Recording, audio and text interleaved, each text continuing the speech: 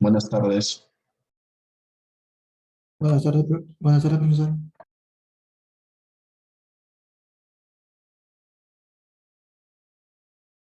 Buenas tardes, profe.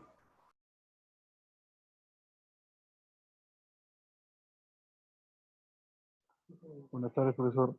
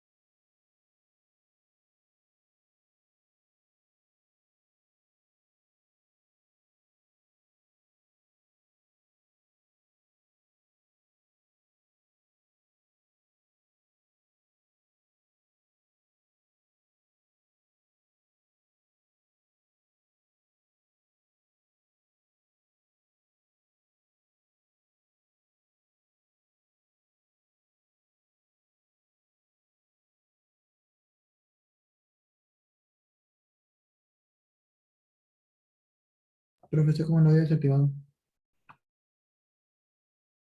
Sí, recién estoy poniendo ya estaba compartiendo, ¿no? Sí. Listo.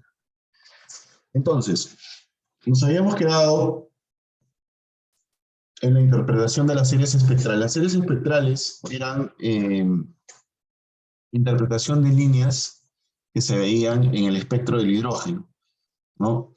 Interpretadas primero por Balmer para el rango visible, ¿no? Observando la descomposición de la luz procedente de una lámpara de descarga de hidrógeno. Esa lámpara de descarga de hidrógeno presentaba 4 líneas visibles, ¿no? Y estas transiciones alfa, bueno, estas líneas, estos colores, alfa, beta, gamma y delta, ¿no? Representaban simplemente valores que se podían introducir en una ecuación empírica, y esa ecuación, ¿no? Dependía de números enteros, ¿no? Entonces nosotros podíamos observar que estas líneas tenían longitudes de onda, donde la inversa de la longitud de onda era directamente proporcional, ¿no? A 1 sobre el nivel, sobre 4 menos 1 sobre un número entero al cuadrado. Ahora, este 4, para darle una forma coherente, se podía constituir en 2 al cuadrado, ¿no? Para n mayor que 2, ¿no? Entonces, si n es mayor que 2, se cumplía que podíamos encontrar para n igual a 3 esta línea, ¿no? Alfa, n igual a 3, beta, n igual a 4, ¿no? Gamma, n igual a 5, delta, n igual a 6, ¿no? Entonces teníamos esa relación. Luego se pudo ver que para las radiaciones ultravioletas y para las radiaciones infrarrojas y las radiaciones de todavía mayores longitudes de onda, esto se seguía cumpliendo con la única indicación que en este caso 1 sobre lambda sería igual acá por 1 sobre 1, o simplemente por 1 menos 1 sobre n cuadrado, para n mayor que 1. O si no, 1 sobre lambda igual acá por 1 sobre 3 al cuadrado menos 1 sobre n cuadrado para n mayor que 3, y así sucesivamente. Por supuesto que todo esto era producto de la sistematización en una fórmula de lo que eran las radiaciones observadas, ¿no? Pero todavía esto no tenía ninguna relación con el modelo atómico. Casualmente estas líneas, ¿no?, junto con el descubrimiento del núcleo, que genera ciertas inconsistencias en el modelo de Rutherford, es lo que va a ayudar a Bohr a plantear un nuevo modelo, ¿no? A ver, ¿qué inconsistencias presenta el modelo de Rutherford? Una primera inconsistencia es que no puede explicar la estabilidad del átomo, porque desde el punto de vista de que, de que existe el núcleo y que el núcleo es positivo, entonces los electrones que son negativos tienen que estar fuera del núcleo, porque si estuvieran en él, entonces todo el núcleo sería neutro, ¿no? Los electrones tienen que estar fuera del núcleo, y si están fuera del núcleo, de acuerdo a las leyes de la física clásica, esto es inconsistente, ¿no? Eventualmente el electrón perdería energía hasta llegar a decaer en el núcleo, generándose el colapso del átomo, y por lo tanto, si todos los átomos corrieran esa suerte, la materia no tendría la estabilidad que le conocemos. Así que hay una inconsistencia entre el modelo de Rutherford y la realidad. Pero es una inconsistencia teórica, ojo, porque no es, o sea, la realidad es que el átomo existe y que la materia es estable, ¿no? El problema está no en el experimento de Rutherford ni en las conclusiones del experimento de Rutherford. El problema está en la explicación que le queremos encontrar, ¿no?, desde el punto de vista de una teoría que no alcanza para hacerlo, y que es la teoría clásica, ¿no?, o la física clásica. Entonces, desde ese punto de vista, ¿no?, es una inconsistencia del modelo con respecto, ¿no?, a la estabilidad de la materia. Ahora, la otra inconsistencia es un poco más interesante, porque la otra inconsistencia sí, el modelo no puede justificar un espectro de líneas, ¿no?, un espectro discreto. El modelo de Rutherford es inconsistente con un espectro discontinuo para el átomo de hidrógeno. ¿Y por qué ocurre esto? Porque desde el punto de vista de la electrodinámica clásica, nuevamente, si nosotros logramos asumir, aceptar de alguna forma que la materia es estable, ¿ya?, porque estamos observándolo, ¿no? Observamos que la estabilidad de la materia, si logramos aceptar eso sin preocuparnos mucho por ese tema, todavía nos queda el problema de que eso no va a impedir que los electrones pierdan energía de manera continua. Quizá también la ganen, ¿no? Entonces, si no sabemos cómo explicarlo, ya no importa que no sepamos cómo explicarlo, podemos aceptar que la materia es estable y que el átomo pierde energía, ¿no?, y después, posteriormente, la vuelve a ganar. Pero esa energía perdida está perdiéndose a manera continua. Entonces, mientras de repente un átomo se encuentra con su electrón a una cierta distancia del núcleo, otro átomo se encuentra con el electrón un poco más cerca y otro un poco más lejos. Cada uno de ellos, en el estado en el que se encontraría en su decaimiento, estaría emitiendo luz de una determinada longitud de onda diferente. Pero esto es continuo. Por lo tanto, existirían todas las longitudes de onda, ¿no?, en el rango visible, no solamente 4 líneas, sino que se vería un espectro continuo. Entonces, el modelo de Rutherford es inconsistente con el modelo, perdón, con la radiación de líneas, con el espectro de líneas del hidrógeno. Esto es mucho más interesante porque ahí sí no hay una manera de explicarlo, ¿no? Ni de asumirlo. No podemos simplemente asumir, no, bueno, pero ok, pero resulta que no, que es discontinuo, ¿no? Además, para lograr eso estaríamos haciendo a un lado el hecho de que la evidencia hasta ese momento nos está mostrando que debemos considerar que el átomo no colapsa simplemente porque no queremos que lo haga, ¿no? Entonces, esas dos inconsistencias, digamos que son preocupantes porque la evidencia experimental hasta ese punto nos lleva a esa inconsistencia. O sea, es la evidencia experimental la que nos lleva a la inconsistencia. No es lo que a Rutherford se le ocurrió decir. ¿Ok? No es que a Rutherford se le ocurrió decir que los electrones deben estar alrededor del núcleo. No, es que la evidencia lo decía así, ¿no?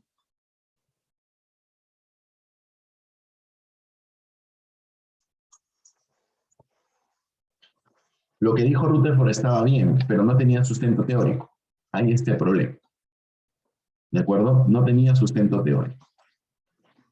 Entonces, a ese momento teníamos tres situaciones. Gracias a Thomson, podemos decir que el electrón existe. ¿De acuerdo? Gracias a Rutherford, podemos decir que el núcleo existe. Y gracias a todo el trabajo espectroscópico, incluso antes de Thomson, que los espectros son discontinuos.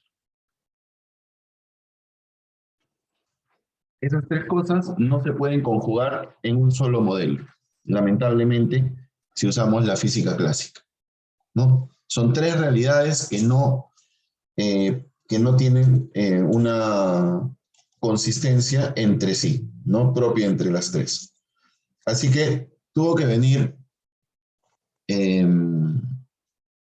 los conocimientos en física cuántica, ¿no? En mecánica cuántica, para poder hacer algunas suposiciones, ¿no? Traducidas en los postulados de Bohr, ¿no? Que permitieran dar lugar a una consistencia entre estas tres vertientes, ¿no? Una de ellas es, bueno, el método es asumir en base a postulados, o sea, afirmaciones que no tienen sustento teórico, pero que son consistentes entre sí y con la realidad. Y esto es lo que diferencia el modelo de Bohr del modelo de Rutherford, que Rutherford simplemente lanza una propuesta al aire, diciendo, ¿no? Los electrones deben estar como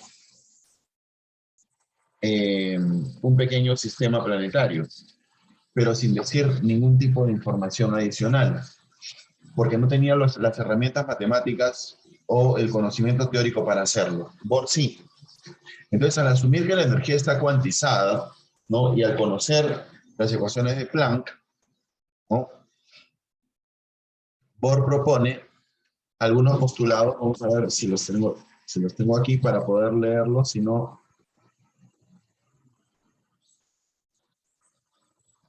No importa. Vamos a indicar cuáles son. Ratito.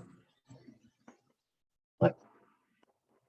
Los electrones se mueven alrededor del núcleo sin perder energía. Claro, como la electrodinámica clásica predice la pérdida de energía, entonces en base a un postulado, es decir, a una afirmación sin sustento teórico, pero consistente con la realidad, se afirma que el electrón se mueve en órbitas alrededor del núcleo sin perder energía.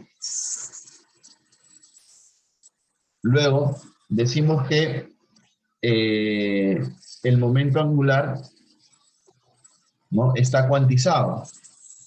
Cuando decimos que el momento angular está cuantizado, ¿no? Estamos diciendo que el momento angular, el producto MBR, es igual a NH, o sea, estamos usando la constante de Planck, sobre 2pi, ¿no? O sea, el MBR es igual a N por H barra, ¿no?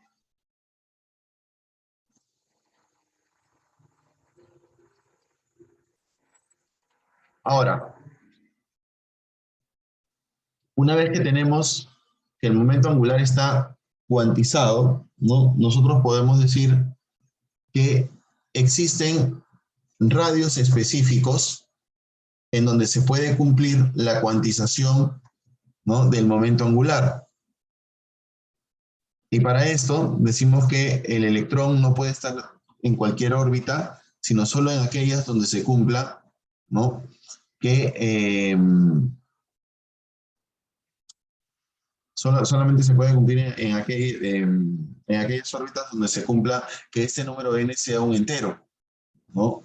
Entonces, de ahí es que viene el hecho de que podamos tener los saltos cuánticos entre una órbita y otra órbita permitidas, ¿no? Entre una órbita y otra órbita permitidas tenemos una cantidad de energía, y esa cantidad de energía es igual a la energía del fotón, concepto en 1919 más que conocido, ¿no? Igual a la energía del fotón involucrado en la transición. O sea, si nosotros tenemos un salto del nivel, por ejemplo, 2 al nivel 4 directo, entonces aquí se absorberá un fotón de determinada cantidad de energía.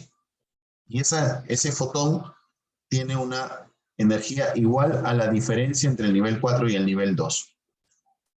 Un electrón en el nivel 2 no será capaz de absorber un fotón que lo lleve hasta este punto o hasta este punto, ni a ningún punto intermedio entre órbitas. Solamente podrán absorberse los fotones que lo lleven a órbitas específicas. Siendo así, hay un número infinito, pero limitado, de fotones que pueden ser absorbidos. Digamos, dentro de aquellos que, digamos, que están cerca del visible, ¿no? Habrían en el visible 4 posibilidades: de 2 a 3, del nivel 2 al nivel 4, del nivel 2 al nivel 5 y del nivel 2 al nivel 6, ¿no? Serían las posibilidades, ¿no?, del 2 al 3, del 2 al 4, del 2 al 5 y del 2 al 6. Y haciendo las cuentas de que esos números 3, 4, 5 y 6 sean los números enteros, entonces estaríamos diciendo que las transiciones de los electrones se dan entre niveles, y por eso los fotones involucrados tienen longitudes de onda que corresponden a las energías necesarias para transicionar entre niveles. Entonces ahí se hace consistente los espectros de líneas. No se puede absorber cualquier cantidad de energía, sino solo los que me lleven a los niveles especificados en la ecuación que pasa a ser la llamada ecuación de Rydberg, ¿no? En esta ecuación de Rydberg utilizamos que la variación o la diferencia de energía entre niveles es igual a menos RH por 1 sobre el nivel final al cuadrado, que es el nivel a donde llega el electrón, menos 1 sobre el nivel inicial al cuadrado. Cuando los procesos son de emisión y pasamos de niveles altos a niveles bajos, se emiten fotones, entonces el nivel final es menor y el nivel inicial es mayor. Por lo tanto, el cociente 1 sobre el nivel final al cuadrado menos 1 sobre el nivel inicial al cuadrado, ¿no?, me da un número positivo. Entonces la cantidad de energía emitida, que es la energía del fotón, podemos decir simplemente que es RH por 1 sobre el nivel final menos 1 sobre el nivel inicial al cuadrado.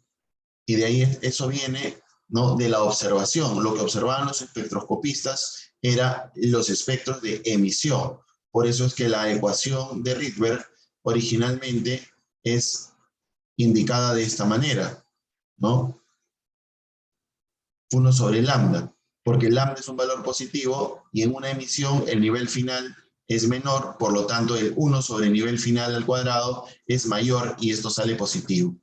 Pero esto no es consistente con una ecuación de absorción, porque en una absorción, entonces esto saldría negativo y lambda no puede ser negativo. Si bien es cierto, si lo que quieres calcular es lambda, no hay problema, solamente le obvias el signo y se acabó. Pero si lo que quieres calcular es uno de los niveles, entonces ahí sí vas a tener problemas, si es que no cambias el signo adecuadamente.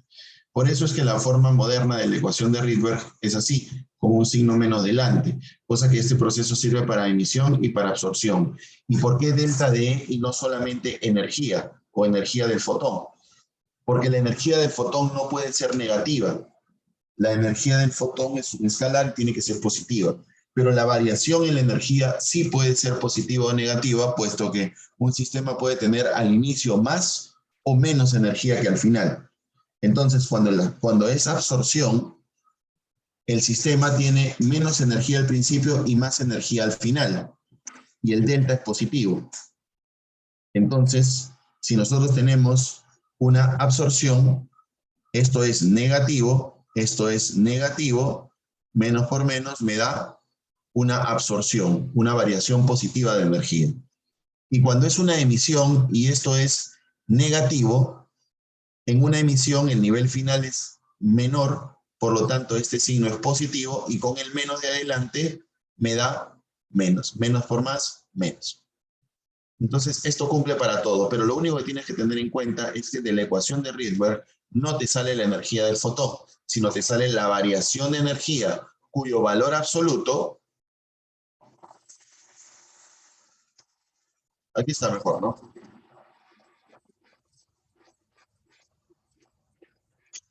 Cuyo valor absoluto es la energía del fotón. Entonces, si queremos determinar la longitud de onda o frecuencia de la radiación correspondiente a una absorción o emisión en el átomo de hidrógeno de Bohr, deberemos considerar que la energía del fotón asociado es el valor absoluto de la variación de la energía. En realidad la energía no tiene signo, ¿no? Entonces ahora sí, el valor absoluto del cambio energético en la nube electrónica será la energía del fotón involucrado, sea para absorber o sea para emitir. Es el valor absoluto de menos RH por 1 sobre el nivel final al cuadrado menos 1 sobre el nivel inicial al cuadrado. Luego aplicaremos la ecuación de Planck. Energía es igual a H nu o Hc sobre lambda. Y calcularemos la longitud de onda del fotón o lo que corresponde.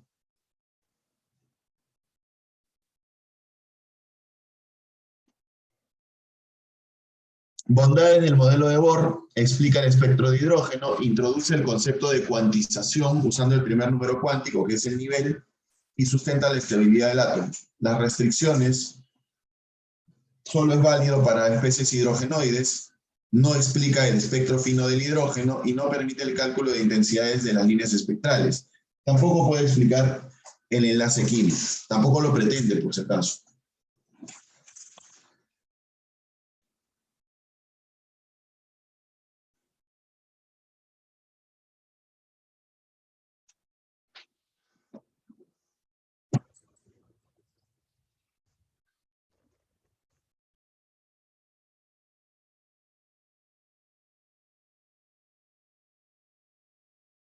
La dualidad onda-partícula plantea que de manera semejante a la que una onda tiene comportamiento corpuscular en alusión a los fotones, el electrón se comportaría como una onda, ¿ya? Bueno, esto es cierto. Ese es el planteamiento hecho por de Broglie. La interpretación es mucho más compleja que esto, ¿de acuerdo? La difracción de electrones fácilmente interpretada usando el modelo de ondas. Este experimento confirmaría el principio de Broglie. Sin embargo, de alguna manera, es solamente una forma de introducirnos en el mundo de la mecánica ondulatoria y, por lo tanto, de llegar a una función probabilística, ¿no? El intento de Broglie es explicar o darle sustento teórico al modelo de Bohr. Al día de hoy, decir que los cuerpos tienen asociada una onda es un ejercicio ocioso en realidad, ¿no? Podemos dejar el comportamiento como una introducción al tema de la función de onda, que nos da una función de probabilidad para los electrones y el comportamiento de ellos en la nube. Pero nada más.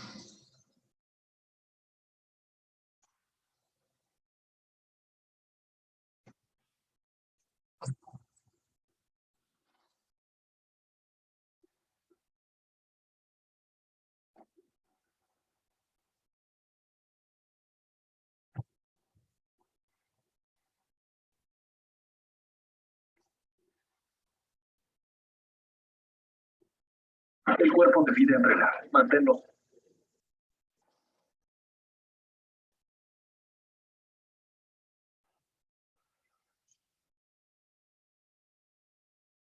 Siempre preparado. Y lenta tirada.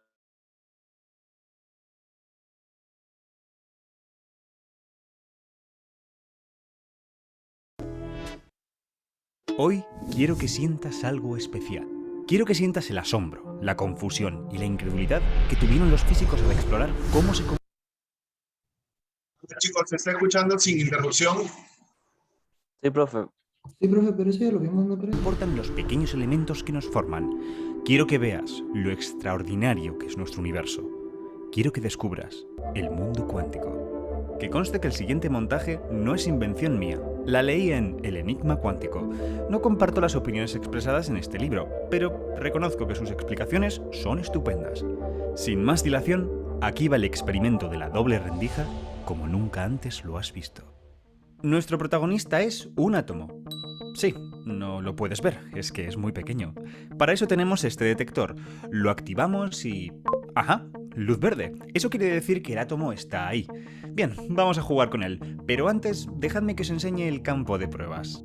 Por orden. Esta es la máquina del azar. Su tarea simplemente es, cuando demos la orden, la de extraer un átomo y colocarlo al azar dentro de una de estas dos cajas, sin trucos. Las cajas son cajas ordinarias.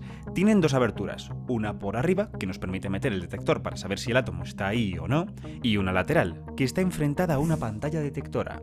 Y es que el átomo dentro de la caja no para de moverse, de chocar contra las paredes. Si abrimos la segunda abertura, el átomo acabará saliendo disparado y chocará contra alguna parte de la pantalla. En ese lugar aparecerá una marca. Así sabremos dónde ha impactado el agitado átomo. Por supuesto, esta es una caricatura del experimento real. Se ha quitado el bla bla bla técnico y se ha reducido el montaje a lo conceptual para que se entienda mejor. Por ejemplo, en vez de una pared con dos rendijas, ahora tenemos dos cajas. El caso es que las conclusiones que vamos a sacar aquí, y creedme en esto, son las mismas que las del experimento real. Este se ha realizado y se sigue realizando en laboratorios de todo el mundo con resultados iguales, dejándonos a los físicos locos. Espero dejarte así a ti también cuando alcancemos el experimento número 3, pero vayamos por orden. Experimento número 1. Vamos a comprobar lo que ya sabemos. Activamos la máquina y el átomo es colocado aleatoriamente en una de las dos cajas. No sabemos en cuál. Abramos una de ellas, la azul, por ejemplo. Abrimos por arriba, ponemos el detector y... ¡ah! Luz verde. El átomo estaba en la caja azul.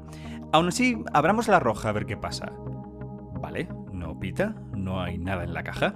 Átomo en la azul, roja vacía. Repitamos el proceso. Activamos la máquina y tenemos un nuevo átomo colocado al azar. Probamos suerte con la azul y... vaya, no dice nada el detector. Parece que está vacía. Abramos la roja entonces. ¡Ajá! Luz verde. Aquí estaba el átomo. Azul vacía, átomo en la roja. Supongo que te imaginas qué pasa si repetimos esto una y otra vez. Acabaremos con una lista en la que más o menos el 50% de los átomos estaban en la caja roja y el otro 50% en la caja azul. La máquina del azar hace bien su trabajo. Y por supuesto, cuando el átomo estaba en una caja, la otra siempre estaba vacía, porque un átomo no puede estar en las dos cajas a la vez. No. Experimento número 2. Juguemos con la pantalla.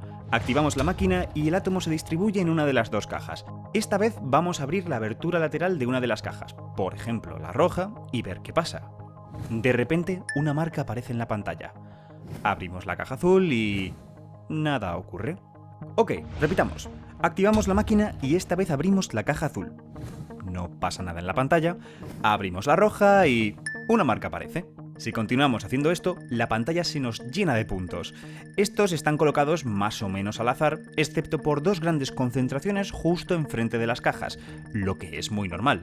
Es mucho más probable que el átomo salga de la caja de manera recta en vez de hacerlo con bastante inclinación.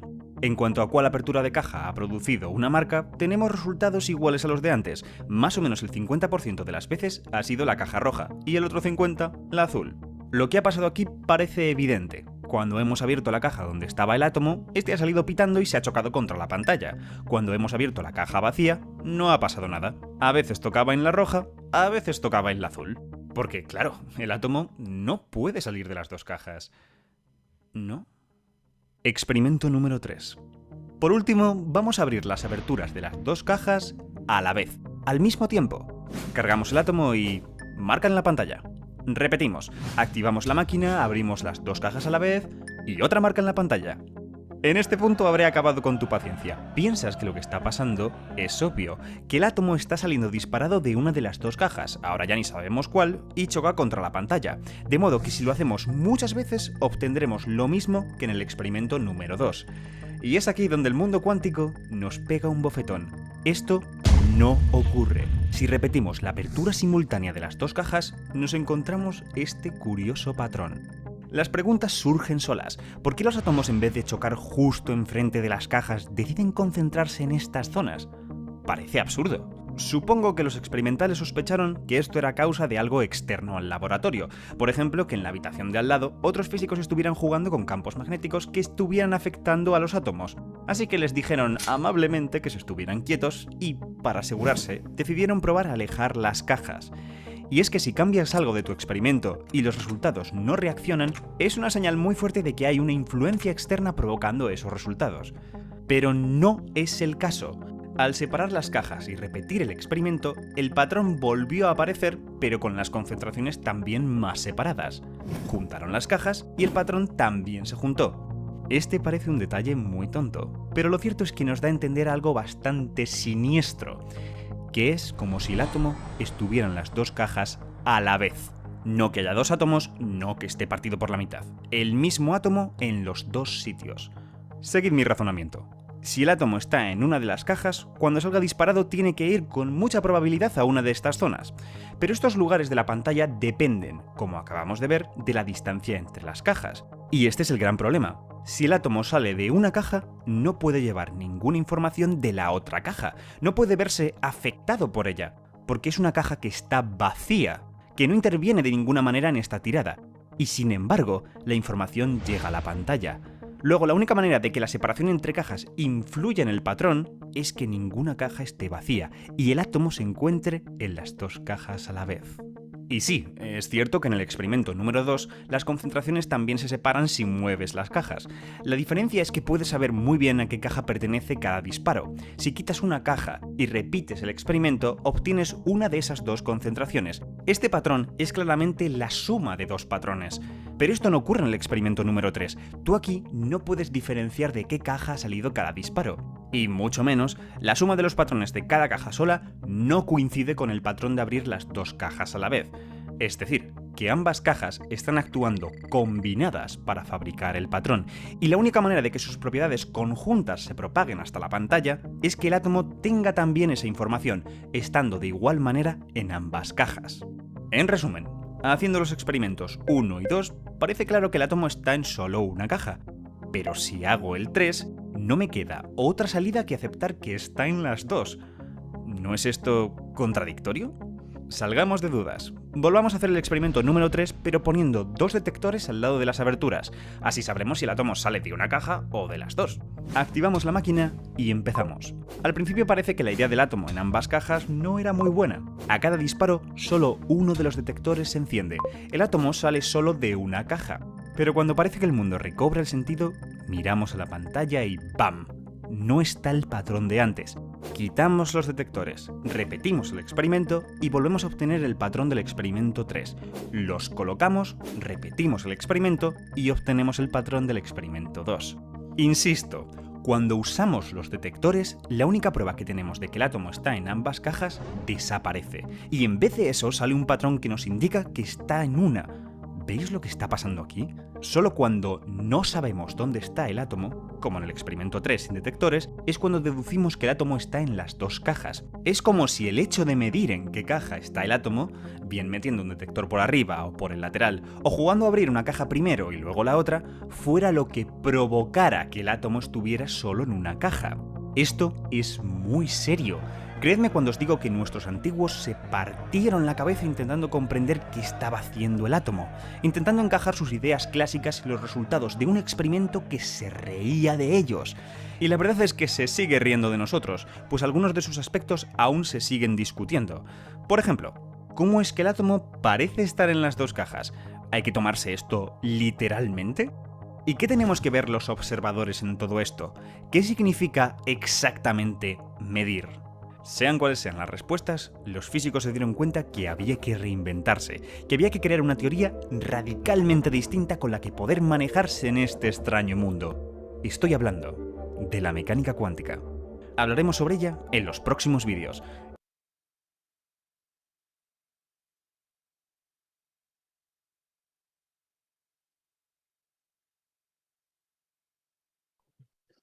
Bien, entonces, como hemos podido ver ustedes, hay cosas que se someten a interpretaciones, ¿no? Sin embargo, es también para que podamos observar que realmente el tema de dualidad onda-partícula nos permite hacer ejercicios numéricos, ¿sí? ¿No? Desde que tengamos en cuenta la velocidad y la masa del cuerpo, la constante de Planck, tendremos una longitud de onda asociada, que en general será absurda, a menos que se trate de una partícula subatómica, o incluso de repente una partícula alfa, una partícula muy pequeña, basada en algunas partículas subatómicas, ¿no? Protones, neutrones. Pero bueno, cuando hablamos nosotros de la ecuación de Schrödinger, que viene a ser el paso siguiente, ¿no? Es ponerle una forma dentro de los márgenes de la mecánica ondulatoria a la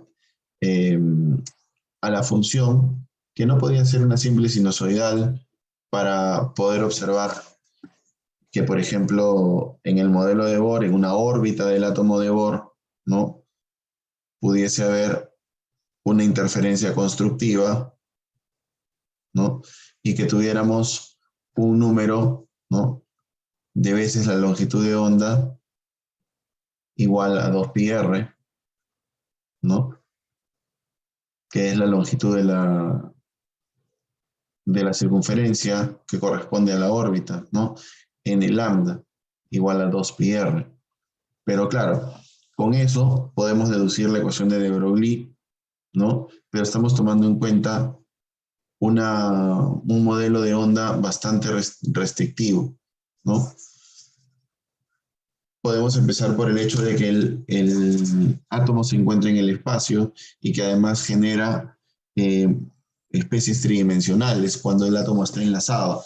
Entonces, si nosotros pensamos en el modelo de Bohr, no explica el enlace químico, claro, ni siquiera el enlace entre los átomos de hidrógeno mismo, ¿no? Y menos el enlace entre el átomo de hidrógeno y otros.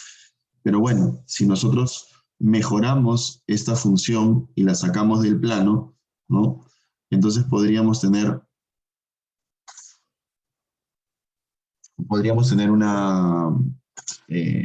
un modelo que sea consistente con, digamos, el enlace, ¿no?, con la unión de átomos para formar moléculas, tal como predice la teoría atómica de Dalton, ¿no?, que además nos estamos yendo por el lado de ver cómo es el átomo, pero nos estamos alejando de la teoría atómica en sí, porque la teoría atómica es una cosa, ¿no?, y los modelos atómicos son otra, ¿no? La teoría atómica propuesta por Dalton se sigue cumpliendo para los procesos químicos, ¿no? Para los procesos químicos, la conservación de la materia, las proporciones definidas, las proporciones múltiples en las moléculas. Entonces, necesitamos hacer entrar en consistencia los modelos atómicos desarrollados en base a sustento experimental, descubrimiento de partículas subatómicas, etcétera, con la teoría atómica propiamente dicha, ¿no? O sea, estos modelos que empiezan a ser tan elegantes del átomo no pueden dejar sin explicación la esencia de para qué queremos saber cómo es un átomo, para poder explicar todos los fenómenos que ocurren a nivel macroscópico. Entonces, si nos alejamos de eso, perdemos. Vamos a ver entonces sobre la función de onda. Vitapirena Forte. Manda la gripe a dormir. ¿Sientes sensación de irritación y caspa en tu cuero cabelludo? Nuevo Head & Shoulders Dermosensitive, aprobado por dermatólogos. Hoy vamos a empezar a adentrarnos en el mundo de la mecánica cuántica por el buen camino. Lo que quiere decir que de dualidad onda-partícula, nada. Estoy harto de su uso indiscriminado en la divulgación científica. Os diré por qué. La dualidad onda-partícula es una idea de la vieja escuela, usada por nuestros antiguos para entender este experimento que tenía a los físicos acojonados, el experimento de la doble rendija, que ya expliqué en el vídeo anterior. Y es que el patrón que aparece cuando abrimos las dos cajas a la vez es muy similar al que obtendríamos con una onda. Parece que el átomo sale de las cajas comportándose de manera ondulatoria, sumándose en ciertas zonas y cancelándose en otras. Pero cuando llega a la pantalla, se comporta como una partícula y la golpea en un solo lugar. Esta idea de que un objeto cuántico parece tener una naturaleza bipolar, a veces de onda y a veces de partícula, es la llamada dualidad onda-partícula o dualidad onda-corpúsculo. El señor de Broglie utilizó esta dualidad para entender las órbitas de los electrones dentro del átomo de Bohr con muy buenos resultados. Y, cómo no, nuestra amiga la luz ya llevaba un tiempo exhibiendo este comportamiento indeciso. Sí, la dualidad onda-partícula estaba muy guay en 1920. Pero ahora estamos en el maldito 2017. El entendimiento que tenemos de la mecánica cuántica es muy superior y la realidad es que esta dualidad está obsoleta. No estoy diciendo que esté mal. La dualidad, usada en el momento correcto, es una herramienta poderosa. Lo que quiero decir es que sabemos que no refleja bien cómo es el mundo. La odio porque cuando hablamos sin contexto de la onda-partícula, estamos dando a entender que todas las maravillas que un objeto cuántico puede hacer, ya sea un átomo, un electrón o un fotón, las puedo explicar simplemente pensando en él a veces como en una partícula y a veces como una onda. Lo que es falso. El efecto túnel, el entrelazamiento, los detalles finos de la estructura atómica, estas son cosas que no se pueden explicar solo con esta dualidad. Pensar de esta manera ambivalente no basta para comprender todo lo que el mundo cuántico nos ofrece. ¿Por qué? Bueno, yo diría que el problema está en que queremos entender algo radicalmente nuevo en términos de cosas que ya conocemos, de conceptos clásicos. Y esto no tiene por qué funcionar. De hecho, no funciona. Una vez aclarado esto, os voy a contar exactamente cómo un físico ve el experimento de la doble rendija sin la onda, la partícula y sus respectivas madres. Todo comienza con el señor Schrödinger. Un buen día nos salió con una entidad matemática que lo cambiaría todo para siempre. Esta entidad era una especie de campo, una cosa que llenaba todos los lugares y que tenía un valor concreto en cada punto del espacio. Algo parecido a un campo de temperaturas, que te dice los grados a los que está cada punto del espacio. Solo que en este caso, en vez de grados, en cada punto del espacio había un número complejo. No puedo daros un curso avanzado ahora mismo, pero quedaos con que un número complejo es equivalente a una flecha en un plano. Apunta hacia algún lugar y tiene un cierto tamaño. Schrödinger le dio a todo este conjunto infinito de flechas un nombre: la función de onda. ¿Por qué la llamó así? Bueno, Schrödinger no solo había parido la criatura, también había descifrado cómo cambiaba dependiendo de la situación. Si metías la función de onda dentro de una caja, las flechas eran de una manera. Si la ponías cerca de un muro, eran de otra. Y si la dejabas suelta, de otra distinta.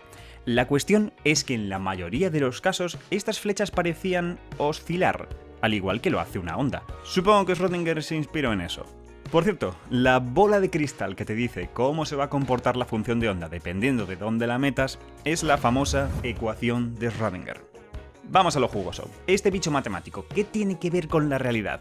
Bien, Born se dio cuenta que si cogía la longitud de cada flechita, elevaba ese valor al cuadrado y reemplazaba la flecha por ese número, obtenía otro campo que conseguía capturar la esencia del mundo cuántico.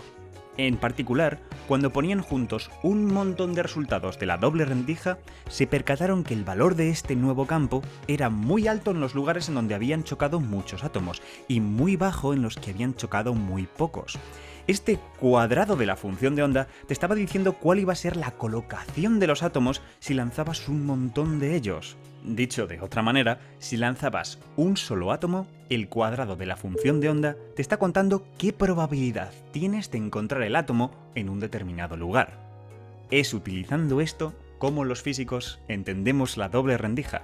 Nos olvidamos que el átomo es una bolita que sigue un camino. Cogemos la ecuación de Schrödinger, sacamos la función de onda correspondiente a esta situación, hacemos el truco de coger la longitud de cada flecha al cuadrado y ya tengo las probabilidades de medir el átomo en un cierto lugar y en un cierto momento del tiempo. Si hago un montón de detecciones, el cuadrado de la función de onda me está representando la distribución de estas medidas. En todos los casos, la función de onda funciona como un reloj. La gran pregunta es, ¿cómo lo hace? ¿Qué es verdaderamente la función de onda? ¿Qué está reflejando del mundo real? La respuesta corta es que no lo sabemos. Una vez te cuestionas esto, entras en el fangoso terreno de las interpretaciones de la mecánica cuántica. Hablaré de ellas en próximos vídeos. Y recuerda, si quieres más ciencia solo tienes que suscribirte. Y gracias por verme.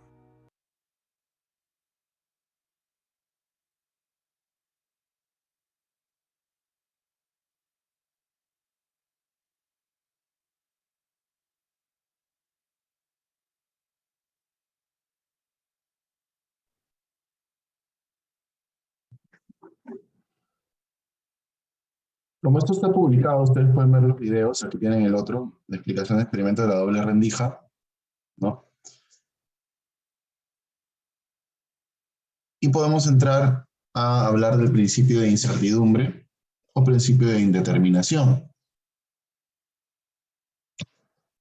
Es un tema de nombre. Históricamente el principio se llama de incertidumbre, pero algunos físicos se cuestionan, incluso en una época en la que estábamos en presenciales y justo había una clase antes que tocaban el tema del principio de incertidumbre en la carrera de física y que lo llamaban abiertamente principio de indeterminación, ¿no?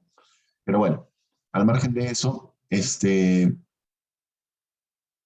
principio indica que no es posible determinar simultáneamente y con exactitud la posición y el momentum lineal de un electrón, ¿no?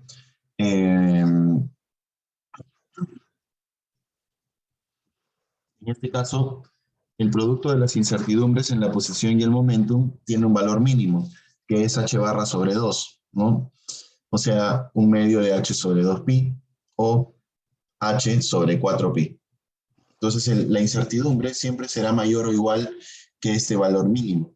Además, el producto de las incertidumbres implica que si nosotros conocemos con mucha certidumbre, con mucha certeza, la posición, el momentum, por lo tanto la velocidad, si consideramos que la masa es constante, ¿no? Será muy incierto, muy poco cierto, ¿no? Tendremos mucha incertidumbre. Y si la velocidad la conocemos con certeza, entonces la posición será incierta, ¿no? Hay muchos intentos de explicarlo de manera analógica, pero es un poco difícil de hacer, ¿no? Por ejemplo, el enfoque o desenfoque de una cámara con respecto al fondo, ¿no? El fondo desenfocado cuando queremos enfocar el primer plano o viceversa.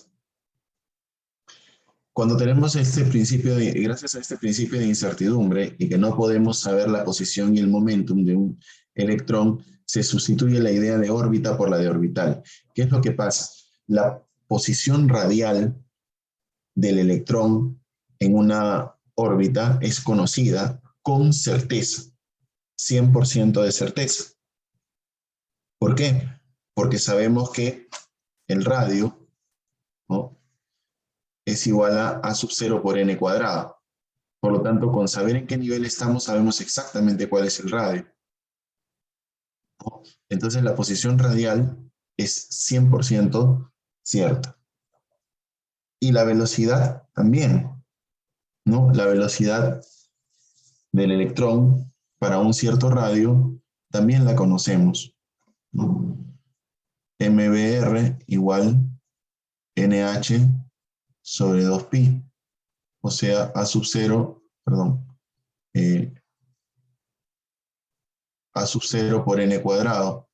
Por lo tanto, si nosotros queremos saber la velocidad será simplemente h sobre 2pi A sub 0 n por la masa, ¿no? O en todo caso el momentum es igual a h sobre 2pi A sub 0 n. Y esto de acá, de acuerdo a la ecuación de de Broglie, ¿no? 2pi A sub 0 n es lambda. Entonces, nosotros podemos conocer la velocidad exacta del electrón y la posición exacta del electrón en el modelo de Bohr. Si tú te das cuenta, cuando nosotros decimos MBR es igual a NH sobre 2pi, ¿no? Esto es muy parecido a ver la incertidumbre, ¿no? Cambiamos de posición, esto, R por M por B, y decimos delta de R y delta de B es igual a la incertidumbre en el momento angular. Y eso es mayor o igual que H sobre 4pi. O sea que al final de cuentas, lo que estamos poniendo aquí es la incertidumbre en el momento angular, ¿no? La incertidumbre en el momento angular es mayor o igual que H sobre 4pi. El momento angular no lo podemos conocer con certeza. Por lo tanto, tenemos una región de máxima probabilidad y no un punto específico en el espacio. Cuando nosotros observamos, a ver si puedo borrar aquí.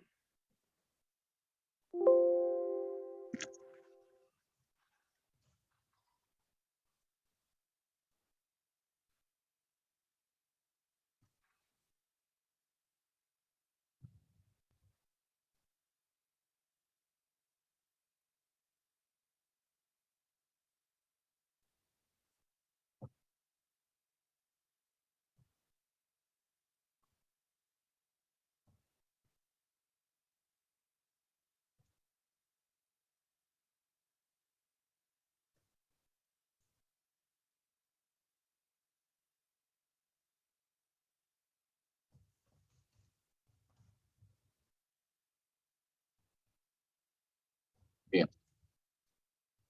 Esta gráfica nos muestra, ¿no? Con respecto a la parte radial, todo lo que tenemos calculado en el átomo de hidrógeno, por ejemplo, para el orbital 1s, 2s, 3s, 4s, ¿no? Aquí abajo tenemos, perdón, aquí tenemos la función de onda. Y aquí abajo tenemos la función de probabilidad. Lo que podemos ver en la función de onda es que tenemos simplemente una indicación que nos dice que la probabilidad de encontrar el electrón decrece con la distancia al núcleo, cosa que ya sabemos, pero que se puede interpretar como que en el núcleo tendríamos la máxima probabilidad de encontrar el electrón, y eso no es verdad. Sabemos que eso no es cierto. La interpretación correcta la da la función de probabilidad, que es la distribución espacial de la probabilidad de encontrar el electrón alrededor del núcleo, que implica que específicamente se hace máxima para el orbital 1s cuando el radio es A sub 0, o sea, 0,529 Armstrong, 0,53 Armstrong. En A sub 0, ¿no? Tenemos la máxima probabilidad de encontrar electrones dentro de la región del espacio llamada orbital 1s. Dentro de la región del espacio llamada orbital 1s, nosotros podemos enmarcar, ¿no? un 90% de la probabilidad y hacer una esfera con ella, ¿no? Una esferita de máxima probabilidad, pero esa máxima probabilidad no te da la distribución. Tú podrías pensar que dentro de la esfera del orbital 1s, la probabilidad de encontrar el electrón es igual en todos los puntos, pero eso no es cierto. La probabilidad va creciendo desde el núcleo hasta un cierto valor y luego va decreciendo. Por eso es que vemos estas zonas más oscuras o más claras, incluso las zonas completamente blancas que representan nodos. ¿Qué cosa es un nodo? Es una región donde la probabilidad de encontrar el electrón es completamente cero o tiende a cero. Entonces, siempre vamos a tener, por ejemplo, aquí, el valor de A sub 0, ¿no? Es para el orbital 1s, el valor de A sub 0, 0,53, y de 4 A sub 0, ¿no? O un poquito más en este caso, vamos a obtener la máxima probabilidad de encontrar el electrón en el segundo nivel. Luego tenemos A sub 0, aproximadamente 4 A sub 0, un poco más, y luego sería 9 A sub 0, ¿no? Pero está un poco excedido para el orbital 3s. Y vamos teniendo cada vez nodos, ¿no? Tenemos que la probabilidad aumenta hasta cierto punto, disminuye, aumenta, disminuye, aumenta, disminuye, ¿no? Se hace un máximo absoluto y varios máximos relativos de probabilidad. Entonces, esta función psi cuadrado interpreta cómo es que varía la probabilidad de encontrar el electrón dentro del orbital. Entonces, podemos ir hasta acá, todo esto es, ¿no?, la probabilidad total de encontrar el electrón, es el área bajo la curva total, pero en este punto es la probabilidad máxima para el orbital 2s. En este punto es la probabilidad máxima para el orbital 1s, y así sucesivamente vamos probando en cada caso. Esta es la interpretación y la pueden leer, ¿no?, entrando a la web de E. de Jesús, ¿no?, que viene a ser un profesor de una universidad, me parece que en Valencia, no me acuerdo ahorita exactamente, y tiene esto explicado en detalle, porque en los libros de química general está una explicación bastante vaga solamente de lo que es la función de onda, ¿no?, pero no de la función de probabilidad. Entonces ahí pueden buscar un poquito más, ¿no? Jesús, no, químico. Hay un curso de química general y uno de química inorgánica, o de enlace químico. Pueden ver ese, ¿no?, que es el que tiene las notas más detalladas. Esta sí se puede entender. Incluso con las funciones que están ahí, se podría construir un Excel para construir estas gráficas, ¿no? Pero no tiene mucho sentido porque hoy en día puedes hacerlo en un simulador. Así que, ¿para qué construir el Excel, no? No tiene mayor sentido. Entonces, cuando vemos el átomo de hidrógeno, el orbital 1s, ¿no?, se construye por la probabilidad, digamos, de encontrar los electrones alrededor del núcleo, que va siendo cada vez menor conforme nos alejamos de él. Y el orbital 2s, ¿no?, que tiene un máximo primero, después disminuye, ¿no?, hasta prácticamente cero la probabilidad de encontrar un electrón en esta zona de acá.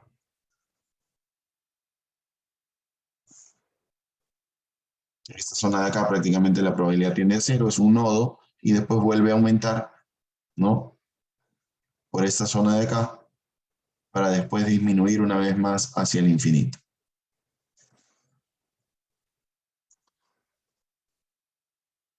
En el átomo de hidrógeno no hay diferencia energética entre los subniveles, por lo menos, porque como hay un solo electrón, no hay influencia interelectrónica. Simplemente observamos los niveles de energía, ¿no? No hay necesidad de hacer una separación entre 2s y 2p, porque no hay electrones ocupándolo. Y si hay electrones ocupándolo, hay electrones ocupando solamente hay uno. Y ese único electrón podría estar en cualquier zona del espacio sin estar influido por otros más.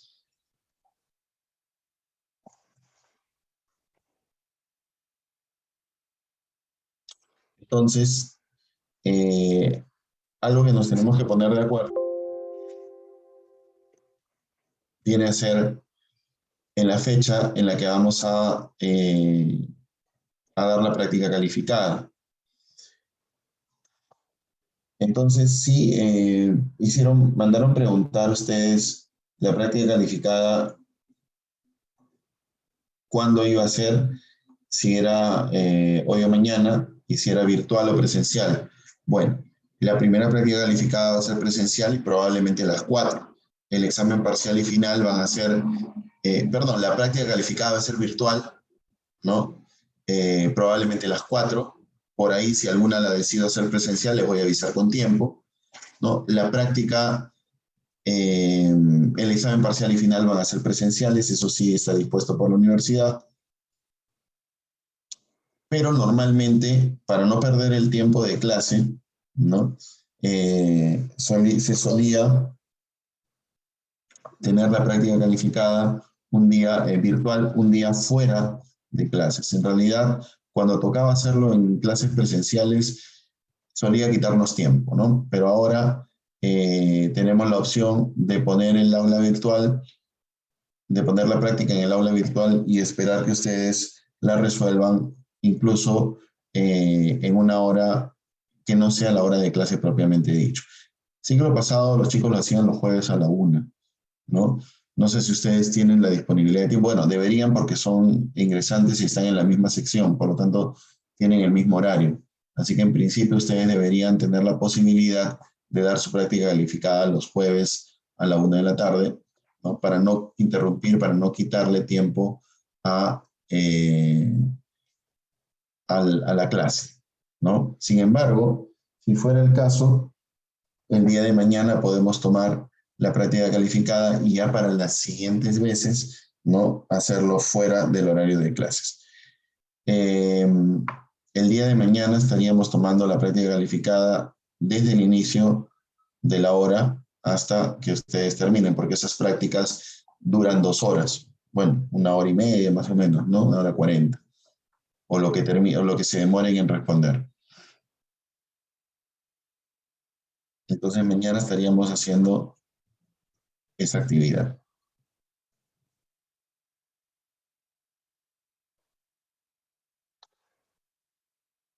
Profe, ¿podría ser jueves a las 2 o un poquito más tarde que la 1?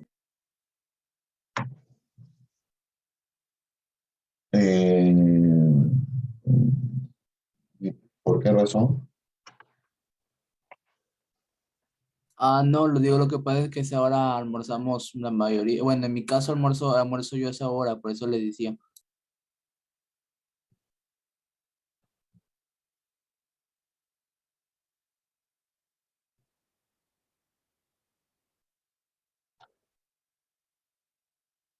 ¿Están en la universidad el jueves?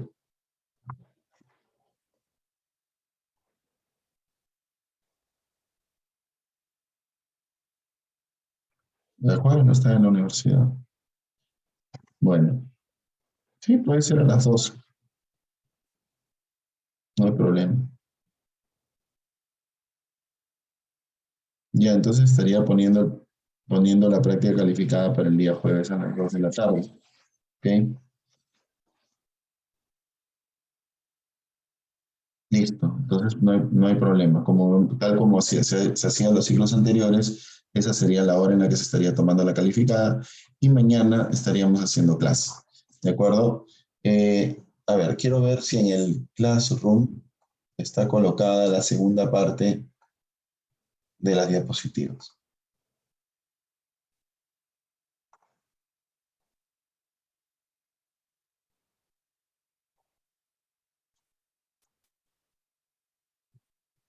Sí. También está el dato mecánico cuántico 2.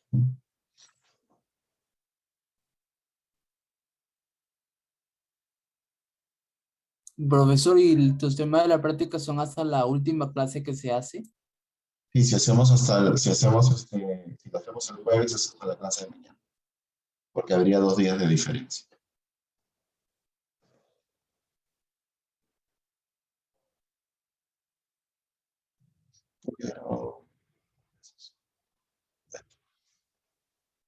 Vamos a empezar un poquito con la segunda parte.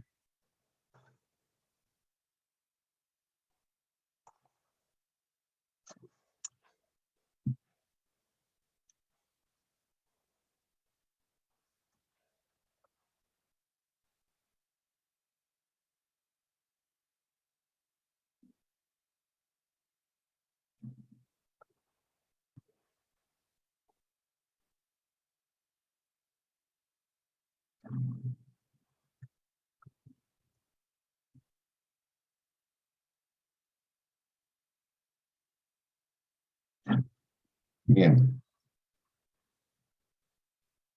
Entonces, los números cuánticos n, l, m sub l y m sub s, ¿no? Son los números cuánticos de los cuales los tres primeros tienen un significado para el orbital, ¿no? El número cuántico principal representa el tamaño del orbital, el número cuántico azimutal la forma y el número cuántico magnético representa la orientación espacial del orbital. En el caso del electrón, el número cuántico principal representa el nivel de energía, el azimutal o secundario, el subnivel de energía, el magnético, el número de orbitales por subnivel, o sea, el número cuántico magnético no es el número de orbitales por subnivel, pero ese es el significado que le va a dar en el electrón, y el spin es el movimiento intrínseco de giro, ¿no? Giro entre comillas, porque en realidad pues, es un movimiento del electrón que conlleva la generación del campo magnético.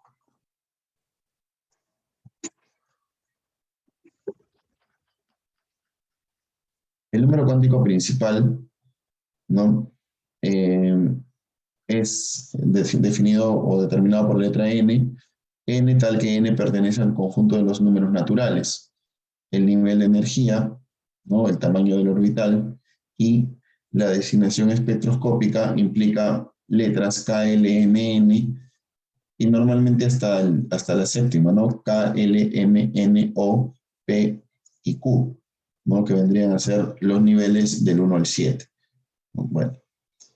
Sin embargo, sabemos que el nivel de energía puede llegar hasta el infinito, ¿no? Está definido que pertenece a los naturales, por lo tanto es del 1 al infinito.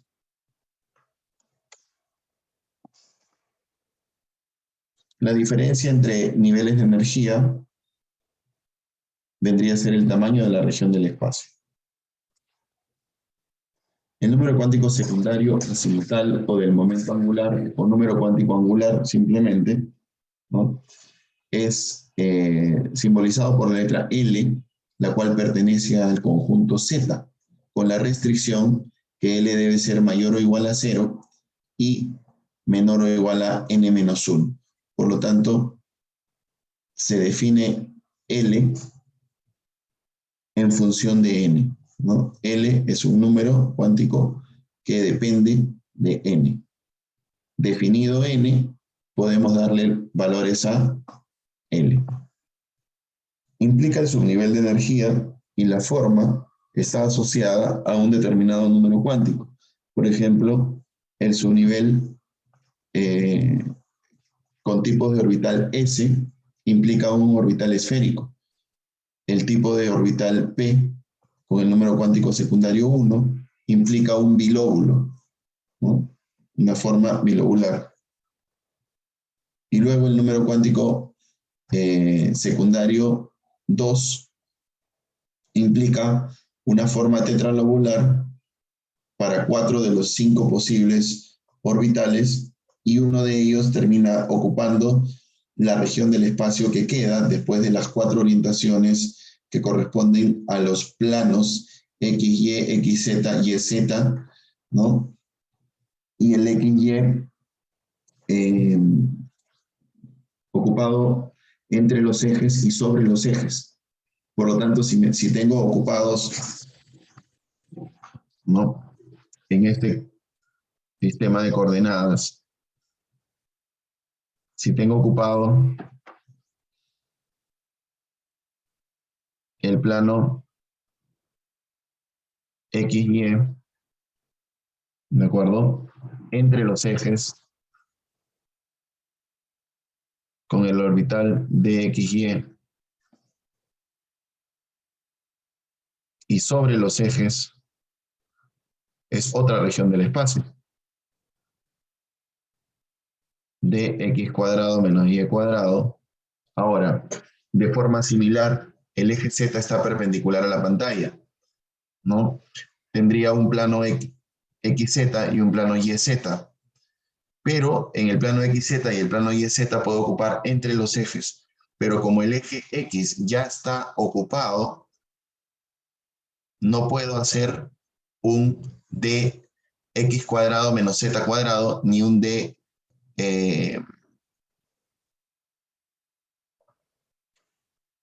o sea, no podría ser un dx cuadrado menos y cuadrado, ni un x cuadrado menos z cuadrado, ni un y cuadrado menos z cuadrado, porque tanto el x, el eje x y el eje y ya están ocupados, ¿no? Aquí en verde.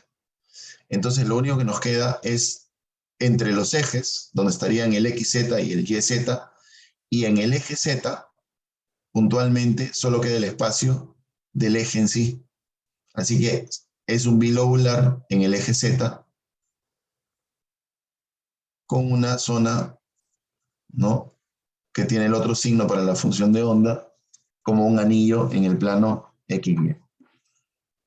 Entonces, por eso es que uno de los orbitales es completamente diferente, porque ya no tiene espacio para expandirse como los otros.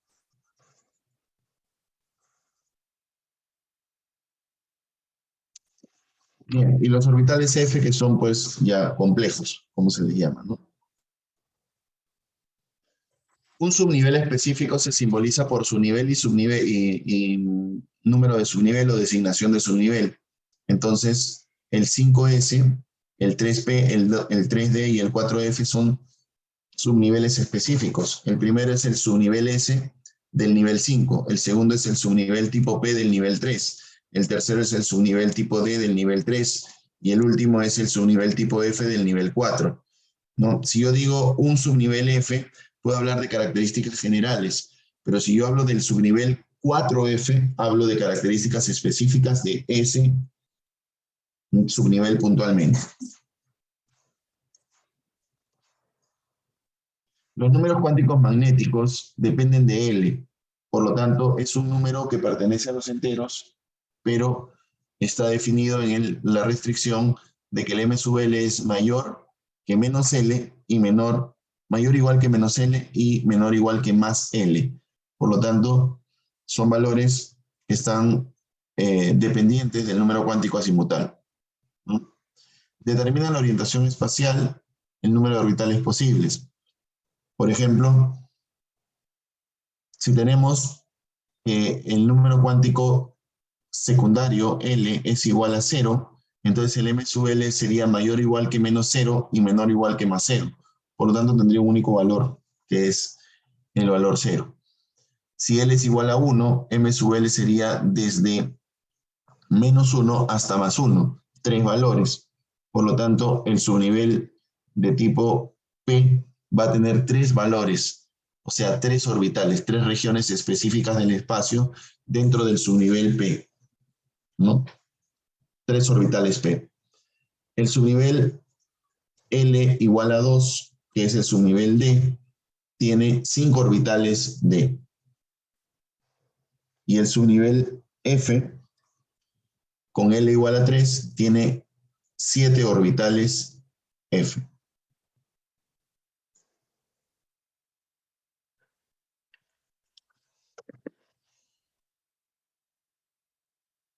Aquí están los orbitales D, los que estábamos hablando. XY, XZ, XY, YZ y XZ entre los ejes. X cuadrado menos Y cuadrado en el plano y en los ejes. Y el Z cuadrado en el eje que sobra.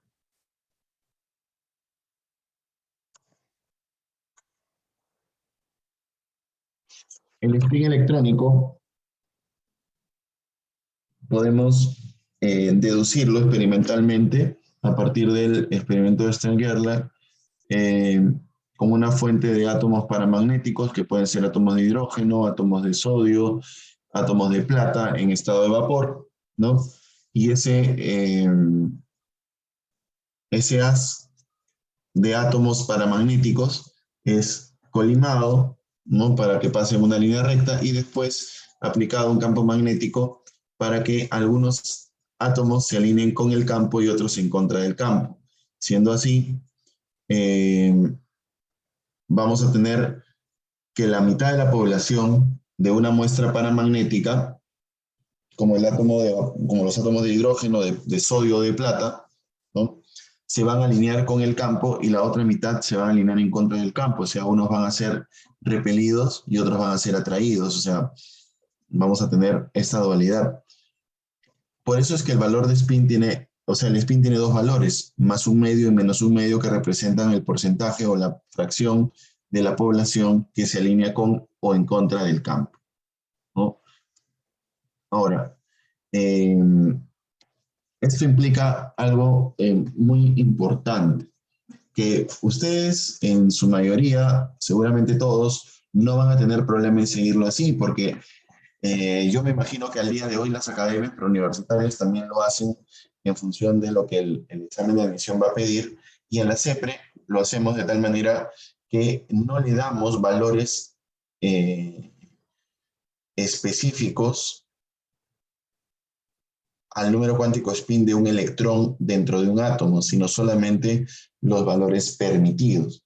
Entonces, cuando nosotros decimos el último electrón del sodio, que es un electrón desapareado, que tiene número cuántico principal 3, número cuántico secundario 0, número cuántico magnético 0, porque obviamente si el secundario es 0, el magnético tiene que ser 0, pero el spin, muchos podrían decir que tiene spin más un medio, porque es el primero, y en los libros lo vamos a encontrar representado así, ¿no?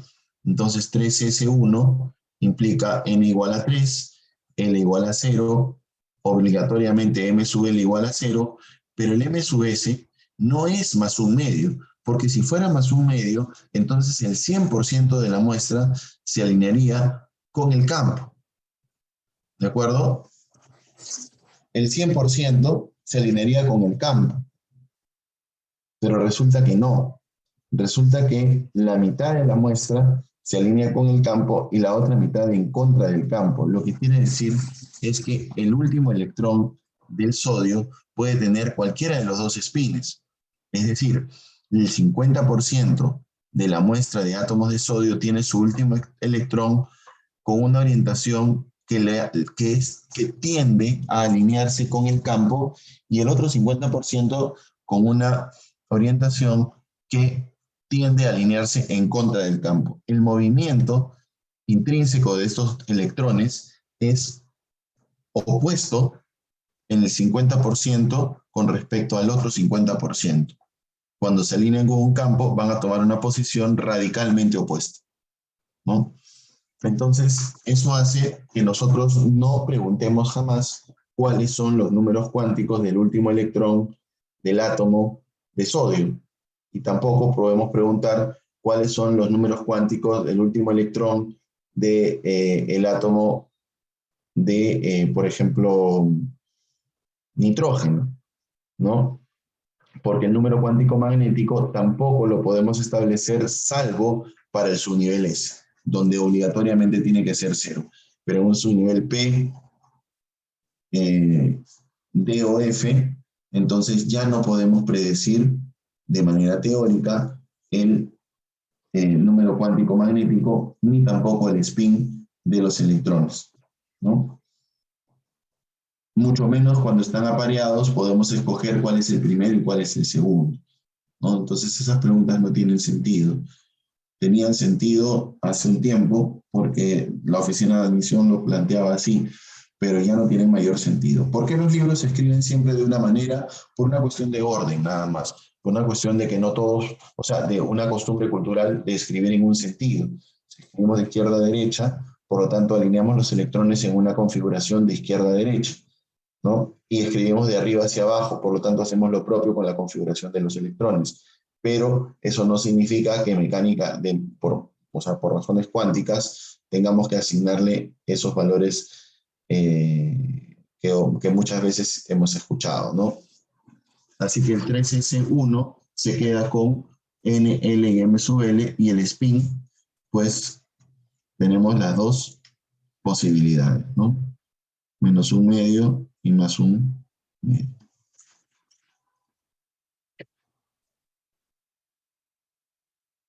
La configuración electrónica se va a dar en función de algunos principios, empezando por el principio de mínima energía o de construcción. Los electrones se ordenan según la energía creciente de los orbitales. El principio de exclusión: cada orbital acepta como máximo 2 electrones con espines opuestos. Y el principio de máxima multiplicidad, que dice que al llenar en orbitales de un mismo subnivel, primero se llenan todos los orbitales con el mismo spin y luego se aparean. Es una forma bastante fácil, sencilla de expresarlo.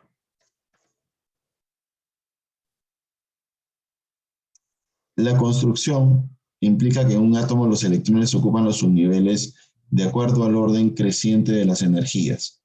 La llamada energía relativa es una mnemotecnia para este orden. La energía relativa se concibe como la suma N más L, lo que llamamos regla de Madelung. La regla de Madelung no tiene ninguna aplicación práctica en el día de hoy. Simplemente fue el origen de las mnemotecnias que conocemos hoy en día, ¿no? La regla de Moller, lo que llaman a veces regla del serrucho, ¿no? Por ejemplo, 2S tiene una energía relativa 2 más 0 igual a 2. 2P tiene una energía relativa de 2 más 1 igual a 3. Pero la relación de mayor o menor solo te va a decir que la energía relativa de 2P es mayor que la energía relativa de 2S. Según la regla de Madelung, entonces, el orbital 2P o el subnivel 2P tiene más energía que el subnivel 2S. ¿Por qué tiene más energía? Porque su energía relativa es mayor. O sea, da un valor entero mayor que el de 2S. Así que si su energía relativa es mayor, su energía también lo es. El problema está, ¿qué pasa si las energías relativas me salen iguales? Por ejemplo, en 2P y 3S. 2P tiene 2 más 1 y 3S tiene 3 más 0. Entonces, ¿qué debo hacer? Cuando coincide el valor, se sabe que tiene mayor energía el subnivel que pertenece al nivel más alto. Entonces, la energía nunca es igual. La energía relativa es simplemente un valor, es una mnemotecnia, es solo un valor. Entonces, ese 3 que me sale no representa nada, y el 3 del 2P tampoco representa nada. Si los comparamos, no vamos a encontrar una solución. Así que cuando esta comparación no encuentra solución por tener valores iguales, vamos a aceptar simplemente que la energía mayor es la del que esté en el nivel más alto. Y así salimos, digamos, salvamos ese problema, ¿no? Y así vamos construyendo las configuraciones electrónicas. Sin embargo, ¿no? Bueno, y podemos observar que a diferencia del átomo de hidrógeno, los átomos polielectrónicos van a tener, conforme se ocupan los electrones, distorsiones en las energías de los subniveles dentro de un mismo nivel. La regla de Moller, que la pueden encontrar en el libro de Chang y en varias otras fuentes, ¿no? Implica que nosotros tomaremos columnas para los tipos de subnivel, por ejemplo, columnas, la columna S, la columna P, la columna D y la columna F, y vamos a hacer diagonales. Esas diagonales me van a permitir, ¿no?, pasar de menor a mayor energía. Ya no importa la energía relativa, porque no vamos a medir ni a sumar nada. De hecho, 2P y 3S, o 3P y 4S, o 3D, 4P y 5S, tienen la misma energía relativa. Cada diagonal tiene la misma energía relativa, pero está señalado el orden creciente de energía real porque está en orden creciente del nivel, ¿sí? ¿De acuerdo? Entonces, esa es la regla de Moller. Aprender a hacerla es muy fácil. trazamos 1s hasta el 7s, luego 2p hasta el 7p, luego 3d hasta el 7d o hasta el 6, si te acuerdas, y 4f hasta el 5, ¿no? Si te pasas de largo en los últimos no pasa nada, no hay problema. Simplemente te vas a quedar con elementos de más, pero no pasa nada. Y un poquito como lo que se llamaba regla del serrucho, que a mí particularmente no me gusta. Es lo mismo, ¿no? Solamente que está esto como al revés. El principio de exclusión implica que dos electrones pertenecientes al mismo átomo no pueden coincidir en sus respectivos 4 números cuánticos. En caso de pertenecer al mismo orbital, se diferenciarán en el spin. El principio de máxima multiplicidad de Hund dice que cuando exista más de una posibilidad para colocar los electrones en un mismo subnivel energético, se colocarán de forma que se ocupe el mayor número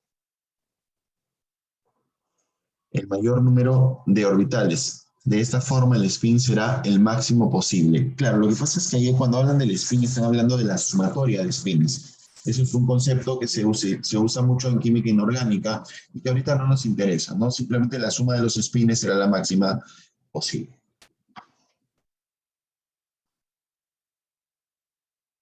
Entonces, cuando hacemos diagramas de orbitales, se requiere aplicar el principio de exclusión y se requiere aplicar el principio de máxima multiplicidad, ¿no? En el caso del principio de exclusión se requiere desde el helio en adelante. ¿Y por qué el helio?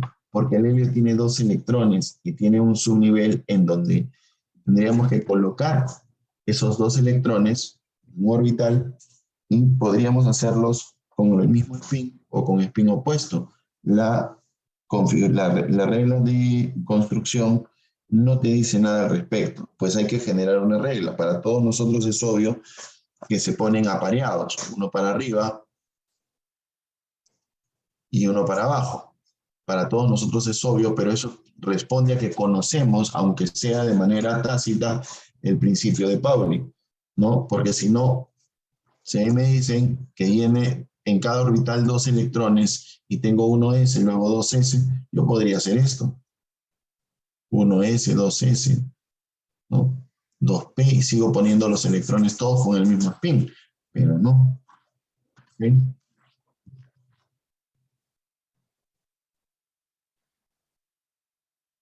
Entonces ahí tenemos las configuraciones por como diagramas de orbitales y vemos el helio ya requiere el principio de exclusión para asegurarme de que voy a aparear esos electrones. Y el carbono, ¿no?, necesita el principio de máxima multiplicidad para que yo no ponga los 2 electrones en el mismo subnivel o que ponga en diferentes subniveles pero con spines opuestos.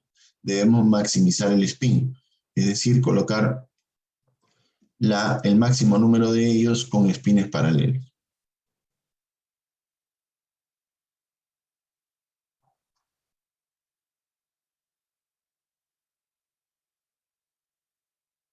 Existen excepciones al principio de construcción. Las excepciones a la configuración electrónica son eso, excepciones al principio de construcción. A ver, ¿quién me dice que como máximo hay 2 electrones en un orbital? De hecho, lo dice el principio de exclusión. O sea, ahí es como una retroalimentación, ¿no? En realidad los valores de spin se conocen ya de manera experimental desde mucho antes que se teoricen en la ecuación de Dirac, posterior a la ecuación de Schrödinger. Entonces, el hecho de que haya 2 variedades de spin, ¿no?, implica que hay una atracción magnética entre los electrones que tienen repulsión eléctrica. Se intuye, por lo tanto, que tendríamos hasta 2 electrones por orbital. Pero ya todo eso se confirma de manera teórica con la ecuación de Dirac y posteriormente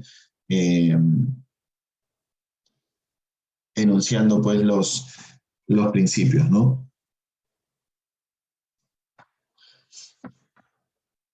Entonces ya abiertamente el principio de exclusión de Pauli te dice que son 2 y apareados.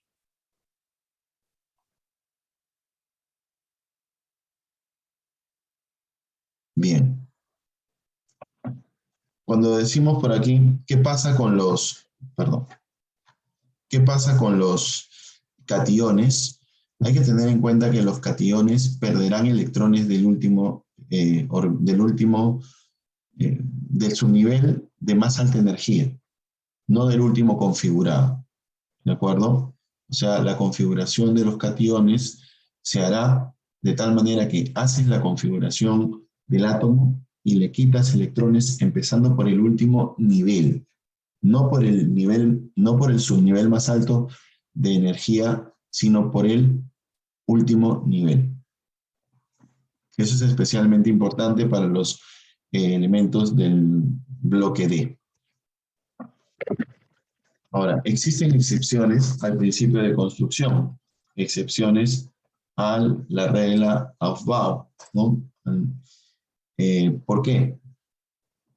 Bueno, porque cuando nosotros observamos las configuraciones o las evidencias experimentales de la configuración electrónica de elementos como el cromo, molibdeno, cobre, plata, oro, paladio y algunos otros más, encontramos que su configuración electrónica no responde al principio de construcción en tanto, dice el principio, los electrones, los subniveles se llenan en orden creciente de sus energías, mientras que en los elementos, con excepciones, los subniveles de menor energía no están llenos y ya están siendo ocupados subniveles de energía superiores. Como el método dice llenar, entonces aquí estaríamos haciendo una excepción al principio de construcción. No hemos llenado y ya estamos, no hemos llenado 5S y ya estamos llenando 4D. No hemos llenado 4S y ya estamos llenando 3D.